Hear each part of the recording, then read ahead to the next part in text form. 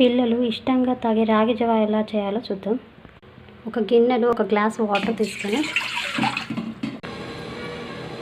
Water ఇలా బాగా మసిలేదాకా stove మీదనే ఉంచి ఒక బౌల్లో 1 స్పూన్ రాగి పిండిని ఎప్పుడు డైరెక్ట్గా వేసేయద్దు. ఒక బౌల్లో రాగి పిండి వేసి వాటర్ పోసి కలుపుకోవాలి. మసులుతున్న వాటర్లో కలిపి పెట్టుకున్న రాగి జావది పౌడర్ మిక్స్ చేసేద్దాం. ఇలా కలుపుతూ ఉండాలి, లేదంటే ఉండలు కట్టుకుపోతుంది రాగి జావ. నెక్స్ట్ వచ్చేసి బెల్లం పౌడర్ 2 స్పూన్స్. నెక్స్ట్ వచ్చేసి కాచి చల్లార్చిన పాలు 1 గ్లాస్. పాలు పోసాక బాగా కలిపి 5 మినిట్స్ ఉంచితే సరిపోతుంది. రాగి జావ ఇలా చిక్కగా చేసుకుంటే రెడీ అయినట్టే.